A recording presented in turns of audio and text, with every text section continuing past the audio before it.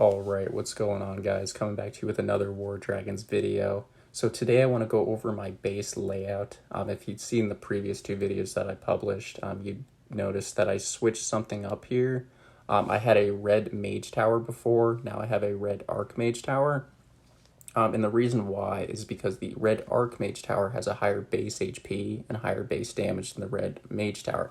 Even when you have all of the Hall of Research upgrades for the red Mage Tower, the red Archmage Tower still has the higher base HP and damage.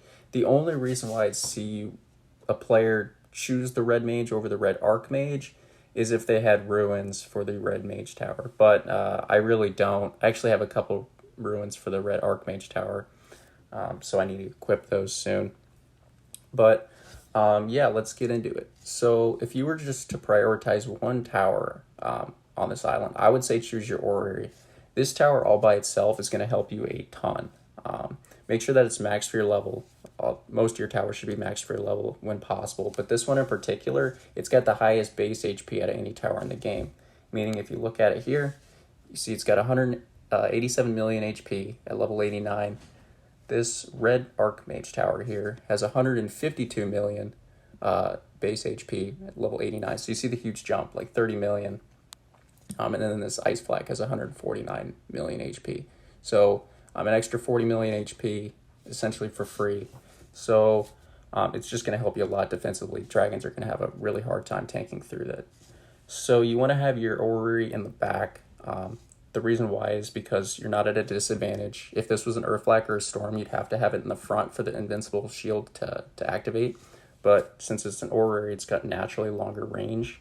So you definitely want to have it in the back. As soon as the dragon hits the front of your kill island there, it's going to activate. Versus a Storm or a Earthflack, you would definitely need it where this Dark Flag is in the front for it to immediately activate. Which is not good because they can get to it much easier than in the back. Now the Ice Flag, similar reasoning, I have this in the back. It doesn't have as long range as the orrery, but still longer range than the other flags. And this too will immediately activate as soon as the dragon hits the beginning of your kill island. Let's see, the Dark Flag. You definitely want your Dark Flag in the front, no question. I've seen a lot of, because of the short range, I've seen a lot of people put it back here, or even where that red mage is in the back. But the truth is that's really not going to do anything for you. It's actually not even going to get a shot off when you're defending. So it's just not a good spot. You can test this too if you want. I've gone on up against plenty of players who have a Dark Flag in the back on the Long Island. It's you might as well have a flower pot on your base. It's literally not going to do anything for you. So yeah. Now the last tower I have on my kill island is the Fire Flag. Now I was heavily debating whether or not I have a blue mage or a fire flag, because most players use a blue mage and I chose a fire flag. So hear me out. So the blue mage is used to block shield spells. Well, I noticed that a lot of dragons that come out now, especially the mythics, they only have white spells. So the blue mage doesn't really do anything against those. So that's why I have the ice flag here, because it cancels out the shield spells. So you're kind of having you're having a tower that blocks the shield spells, and you're having another damage tower that blocks the shield spells. So I figure, one, it's kind of, redundant, and then two, they don't even have blue spells anyway. So I ended up just replacing it with the Fire Flag. I'm so glad I did, because this 50% damage reduction is insane. Like, players hit my base, it's already got 100% bonus attack and HP because of the rider, and then they get this 50% debuff, and it's just crazy. So they have a really hard time taking it out. Now with that logic, you might be wondering, well, why do you have the red Archmage Tower in your kill island if the Ice Flag is blocking spells? Does it work the same way as the blue mage? And the answer is no. So the red Archmage Tower blocks sorcerer spells, and the blue mage blocks shield spells. So if we go to the forge over here, you can see that players have the option of forging different spell boosts to use, and then they also are able to equip them in the battle. So the red spells here are like big damage spells, like Chain Lightning, Freeze, Death Gaze, Fireball, Summon Warrior, Self-Destruct. Like these big spells that will knock out an island in like one shot. The blue spells are typically shield-based, so like Wind Wall, Invincibility, Cloak, Cure Poison, I guess. Havoc is a good one, but mostly passive spells, I guess. Not big damage. And that's the difference in how they're cast as well. So an Ice Flak will block a red spell and a blue spell before it is cast, but it will block a blue spell after it is cast as well. Versus a red spell, it will not. So that's why you need the red Archmage Tower or red Mage Tower on your kill island, because they're gonna shoot the red spell, and if your Mage Tower is not there, it's gonna hit. Versus the blue spell, even if they use it, because I don't have a blue mage here, I can use the Ice Flak and disable it. So I guess what I'm trying to say here is that you can't disable their sorcerer spell midair. You can't disable the freeze spell as it's flying, I guess. So that's the difference. And I'm really glad that I've switched to the Fire Flak instead of the blue mage, because I did used to have a blue mage, and I've noticed that I'm able to take down dragons a lot easier with the extra damage tower and 50% damage debuff. Now, these 5 towers up front, you're going to want to make sure are max. This is like your hard-hitting kill island.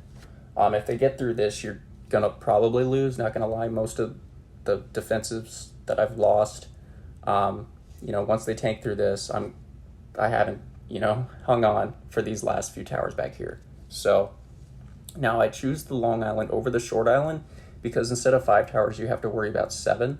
So you got to worry about this howitzer here and this Ice Flak here.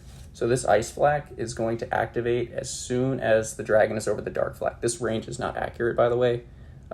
PG really needs to fix the graphics or the settings for this, because the range is not actually that long. The howitzer is going to activate probably when it's at the beginning of the kill island. I'm not too sure. I think it takes a little longer now that I'm remembering, but the point is that you're incorporating these extra 2 towers. So instead of 5, they need to worry about 7 towers. Now the Dracul Pylon is a very good tower. This, I believe, buffs, it's like a 75% increase in damage for all towers on the island with its super shot for 2 seconds. I did ask the devs about this a while ago, and I believe that's what they said. So it's actually a really good tower to use. The only problem is that to my knowledge, there's not another tower in the game where I can incorporate the range. So unfortunately, this does not really activate. It's honestly more when it's over the probably the red Archmage Tower, not all the way down to the Fire Flak. But I've seen a lot of players use these, and it's done well for me. So that's my logic for using this one still. These last 2 towers in the back are just kind of utility. So I've got this red Mage Tower just so they can't shoot freeze on my kill island, or I guess support island back here. And then the Orrery is just to make invincible shields, so then they have a hard time of plowing through the last defenses.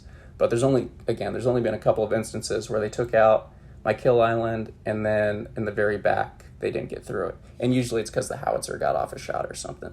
But yeah, I'll show you guys a few defenses now. I had about 12, but I had to narrow it down to like 3 because otherwise this video would be like 40 minutes long. So yeah, let's get into it.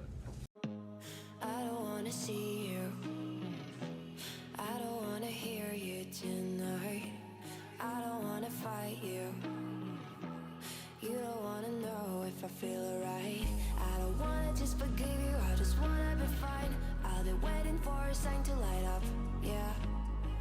And your heart is out of sight. I just wanna feel mine. Hey you, I'm gonna be the one for another one. Hey you, maybe then you know that I was never one. I don't wanna see you, I don't wanna fear you tonight. You don't wanna know me, you just wanna make sure you're right. I'm gonna be the one for another one.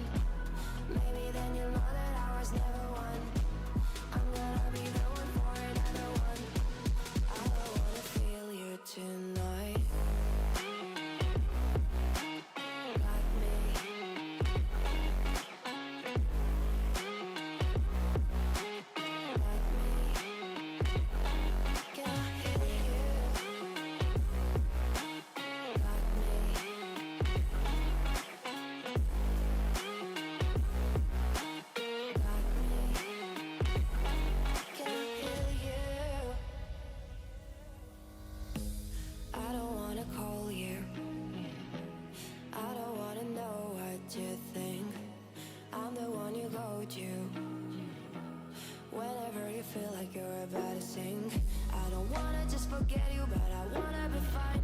I'll be waiting for a sign to light up, yeah. And your heart is out of sight. I just wanna feel mine. Hey you, I could become the one for another one. Hey you, maybe then you'll know that I was never one. I'm gonna be the one for another one. Maybe then you'll know that I was never one. I'm gonna be the one for another one. I don't wanna fear you tonight. Got me.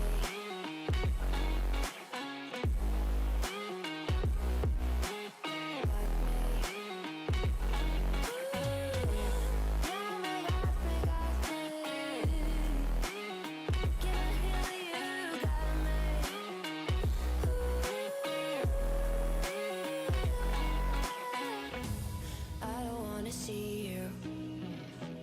I don't wanna hear you tonight. I don't wanna fight you. You don't wanna know if I feel alright.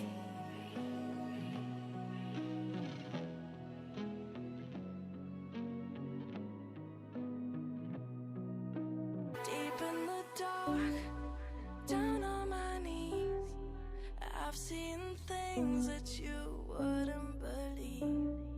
I was lost until I found that I'm invincible. Nobody gon' bring me down.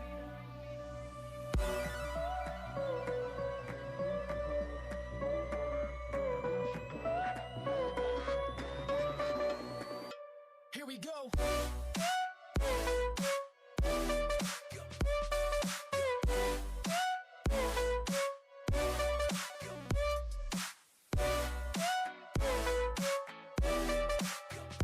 I'm invincible. Nobody gon' bring me down.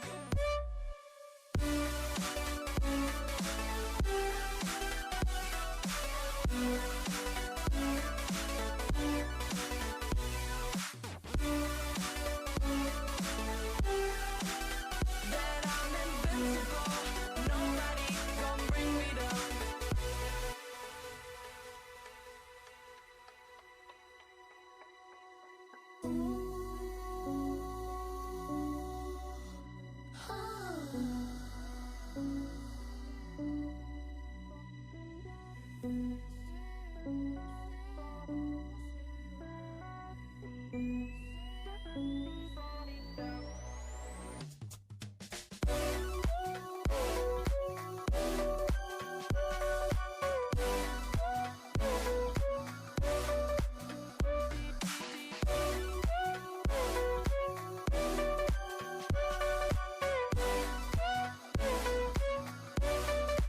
All my hope was fading away. I'm not gonna make it to the end of the day. I was lost until I found that I'm invincible. Nobody gon' bring me down. Invincible.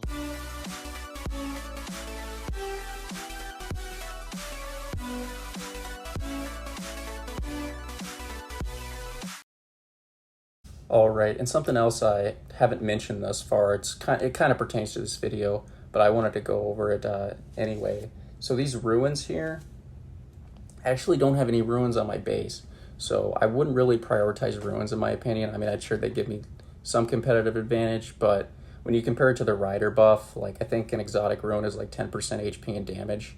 Rider buff, max rider is like 120. So I mean, yeah, you'll get something out of them, but definitely prioritize first, make sure your towers are maxed for your level. 2, make sure you have a really good defensive rider. 3, make sure you have a really good layout. And then if you got any ruins, just kind of toss them on there. So just wanted to throw that out there as well. So this base does incredibly well without any ruins, mainly because I've forgotten to equip them. But still, imagine how good it would do with the ruin. So last thing I wanted to go over is my actual username. So I noticed I got a few emails from you guys in game, and I realized that there's probably plenty of you who just emailed Adam Tiburon because that's my channel name. So my username is actually Adam Tiburon 2, and that's because I created an Adam Tiburon account like years ago and I forgot the email or something, so I just made a second one. So yeah, apologies if you guys reached out to me and I didn't respond. I'm not ignoring you, I just did not see it. So yeah, I hope this video was helpful for you guys. If it was, please consider leaving a like. It means a lot to me. But I will see you guys in the next one.